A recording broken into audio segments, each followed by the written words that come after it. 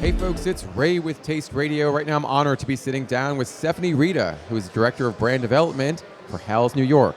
Stephanie, great to see you. Hello everyone, excited to be back. Yes, back.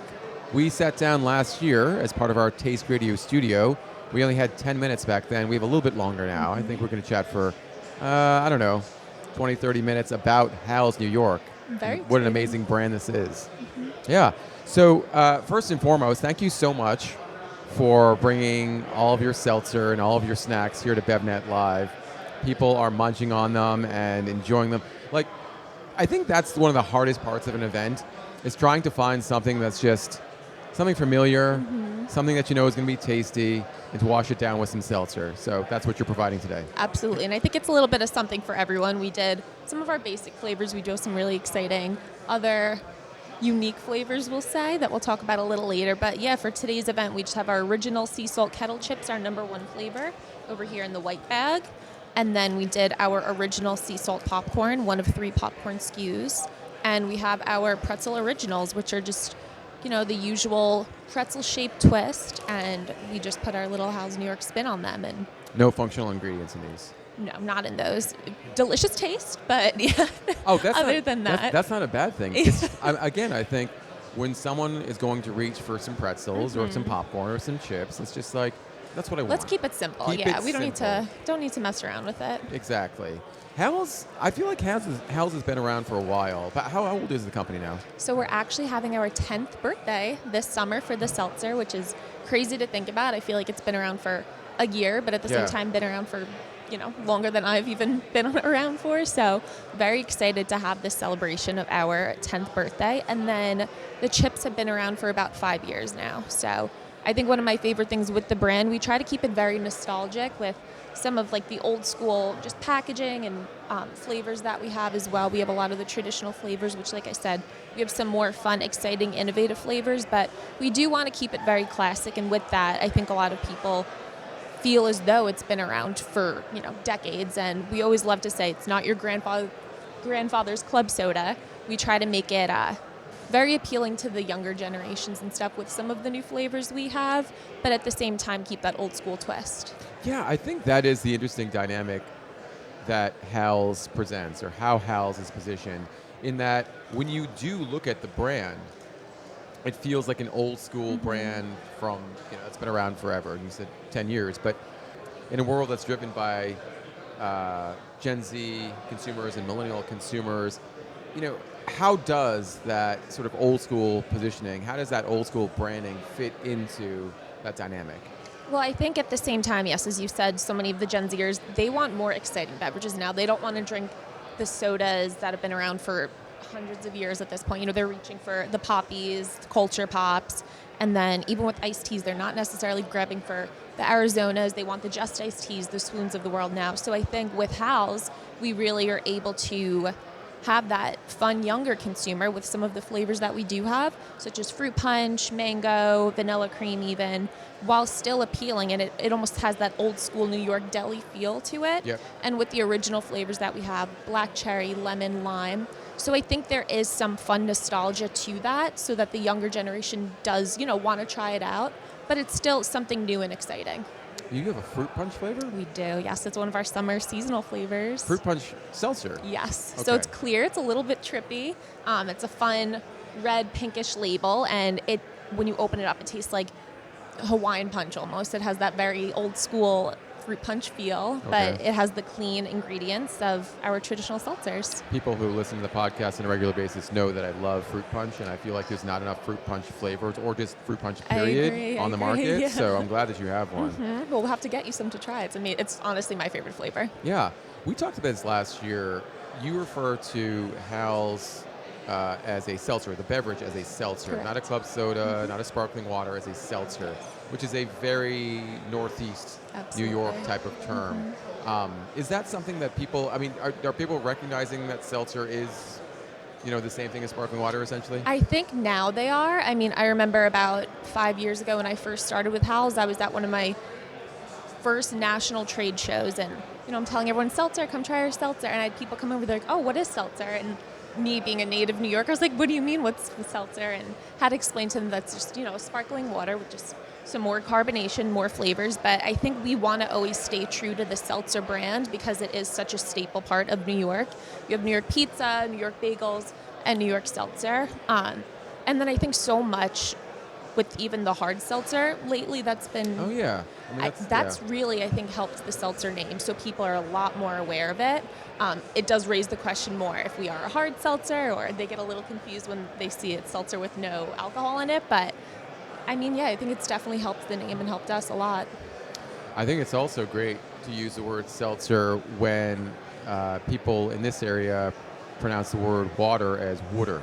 Water. Water. Yes, water. Yeah, I think that's, if you were saying it's a sparkling water, somebody might be like, well, what is that? Yeah. Or if you're Jerry, it's seltzer water. So I think sometimes people get a little confused with that as well. And Jerry is?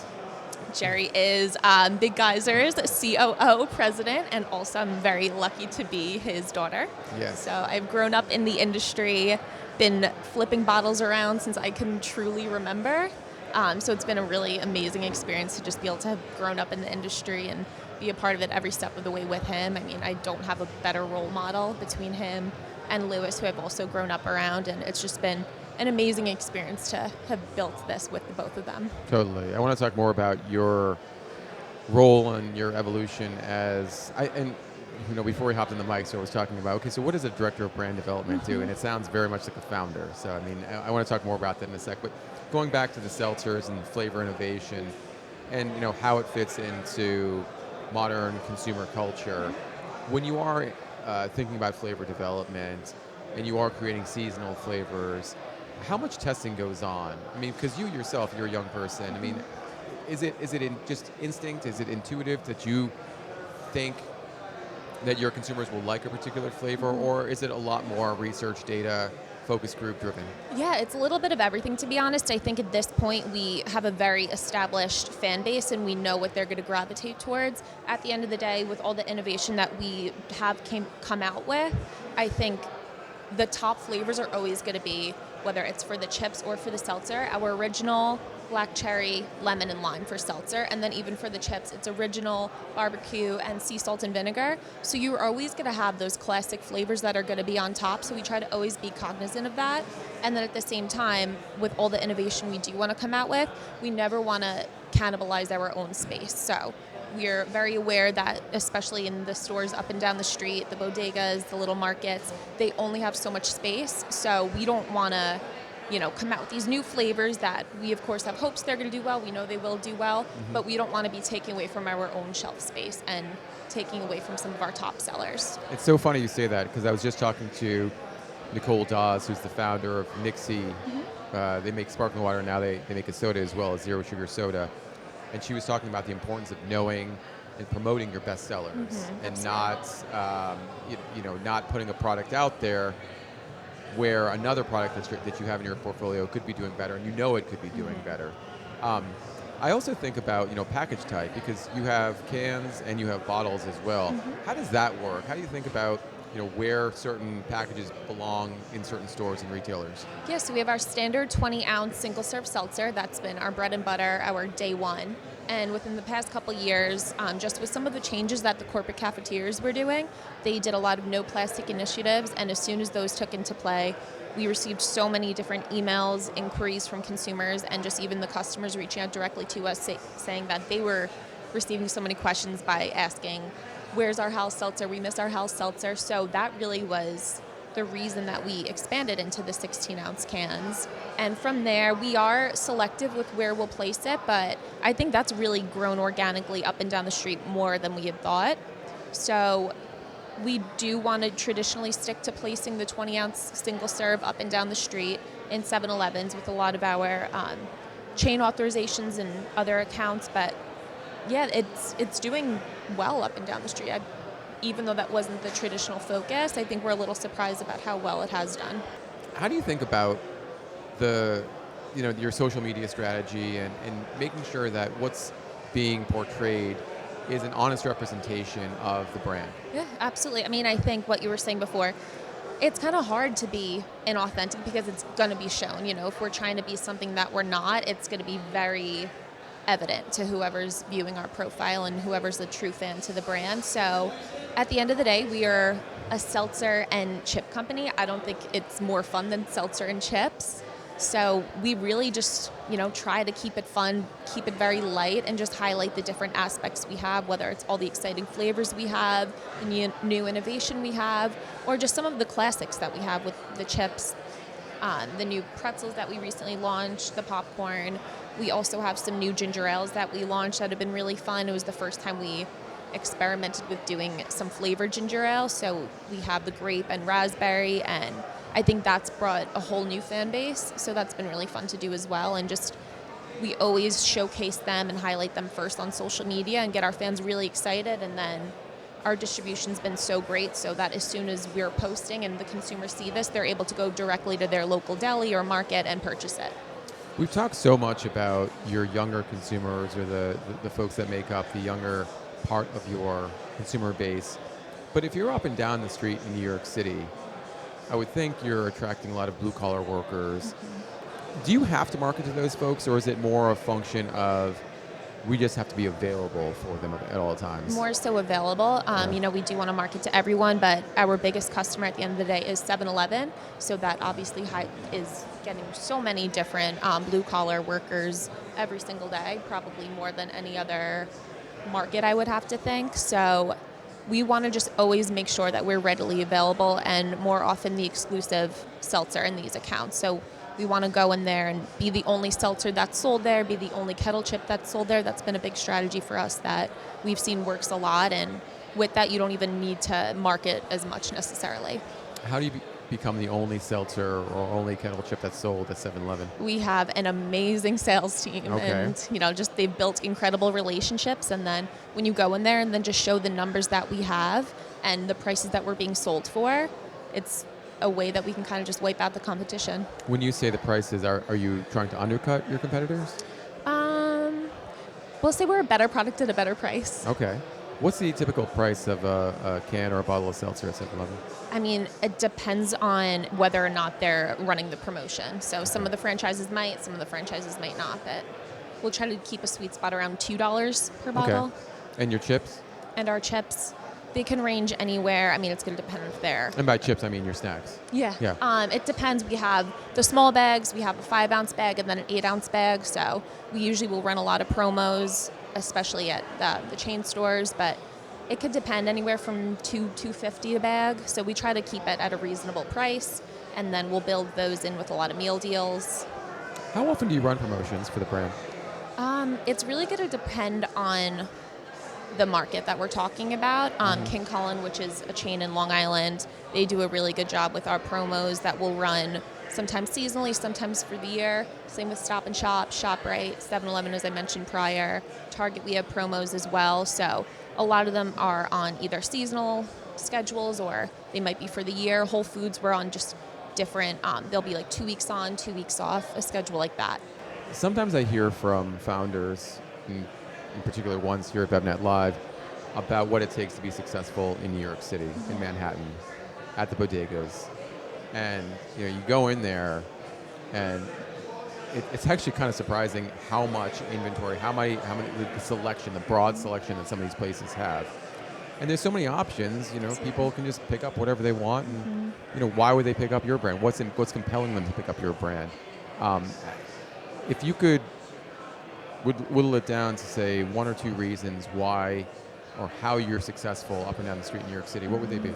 I mean, I do think the number one is our distribution. In the New York market, we are distributed by Big Geyser, and they are incredible. I mean, I truly can't say enough good things about them, and they just have been around for over 30 years at this point. They've just completely owned every market. I mean, they're just customer service obsessed, truly. I've never seen any other distributor have those kind of relationships that they have, and they have such loyal sales managers, and they've built great relationships. So I think with that, whether it's a new product that they have or a product that they've had forever, they just really know how to either debut it to their customer or just continue to sell it. They're not going in and just, taking orders. They really are constantly selling, and I think that's such a huge part of our success.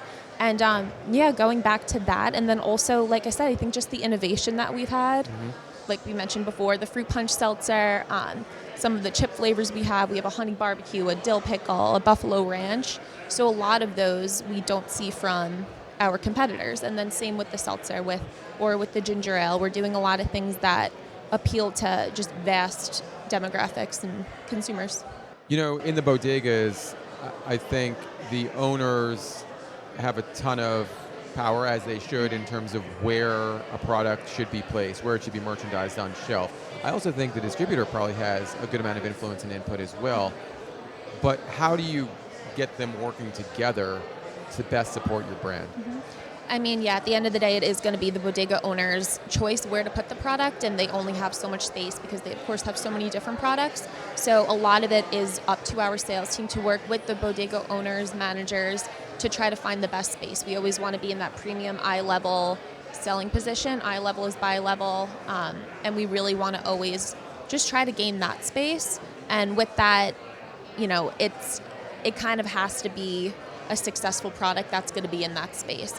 If we didn't have the numbers to back it up and the sales to back it up, and we just wanted that premium positioning, obviously it's not going to happen most likely. So just having that success has really helped. And at this point, the product has been around for a while and does have that success, especially in the bodegas and any up and down the street markets. Do you still have to do free fills and things like that? No, we really don't. We haven't really, and I think that's something that's also really unique and something that we're proud of with the brand. We really never did free fills. I think it's really just been an amazing success story and has happened very organically, and we're very excited to see where it's going to go next. By the way, I've never heard the term eye level is buy level. I like that. Eye level is buy level. I know. Yes. Should we trademark that? You should. You should. And I hope people know what that means. Buy, as in the customer wants to buy it as well. Absolutely. Yes. Stephanie, as you mentioned, you've been in this business for a long time. Your dad has been a key mentor of yours as you've been building Hell's. And again, I would consider you as much a founder as anything. You do a lot for this brand. But what have been some of the most challenging parts of learning how to best manage, promote, and run a brand like Hell's New York? Mm-hmm. I think, like I said, going back to just having that partnership with Big Geyser and have been able to see what it's been like since day one. I think a lot of people come in and they see the success of either our brand or the success of Big Geyser and don't realize the hard work that goes into it. And it really is very long hours, and I mean, you could be spending an hour minimum in one single account, whether it's you're trying to get that deal with the manager or you're packing out. A lot of grueling hours, especially over the summer. And I mean, our sales team in the city is constantly walking from account to account. And then you have our sales managers on the east end of Long Island that are driving 2 hours just to get out to Montauk from Bridgehampton. So it's a lot of work and time and effort that goes into it, but I think that's also how we shine so much, because we really do have the best of the best between our distribution and our amazing sales team with Howell's. I mean, we would not be where we are without our amazing team with both Howell's and Big Geyser. So, you personally, how have you grown? I mean, how have you evolved as someone who has taken a significant ownership of the direction of Howell's New York? Yeah, so I've been at Howell's since the day after my college graduation in June of 2018 and have been there every day since. And to be able to see... It's like your 6-year anniversary, I guess. Yeah, it's very exciting. Very excited to be here and celebrating it with you guys. But to be able to see how we've transformed since those days, I mean, we had probably 8 seltzer flavors at that point. We didn't have the cans. We didn't even have the chips at that point. That, I think, is always like what trips me up the most, thinking how successful we are with the chips now. Mm-hmm. And then to think we didn't even have those a few years ago. And I remember being so nervous when we launched the chips, because I'd only been at the seltzer brand for about a year at that point, and I knew nothing about snacks. I had some previous beverage history, but with snacks kind of going into that blind, and it was such a fun but obviously challenging experience, and to have been able to just grow that with our team since day one has been incredible. And everything that we've done differently with marketing, especially over the past year or so, because I think when we first started selling the brand, it was kind of just get it in every account and we don't even need the marketing. That was always kind of the mindset with it. But now we've been able to play around a little bit more with some of our marketing, and it's been so much fun to be able to evolve in that way. So what's next for Hal's? That's a very good question. Like I said, it's our 10th year birthday, and we have a lot of exciting things down the pipeline this year, which I can't share at this point, but I'm very excited to share with you probably come fall time. And between new flavors and then just some other brand extensions, we'll say, we are very, very excited for it all. Like Hal's New York candy bars? Potentially. Yeah. Okay, you heard it here here first. I mean, Joe is excited. Joe, our audio engineer, he heard candy bars and he's just like... So his ears perk up a bit. Exactly. You see that? Like it literally... it just made a chopping look. All right, anyway. Stephanie, it's been so great speaking with you. Thank you so much for taking the time. Awesome. Thank you so much, Ray. This was great. Thank you.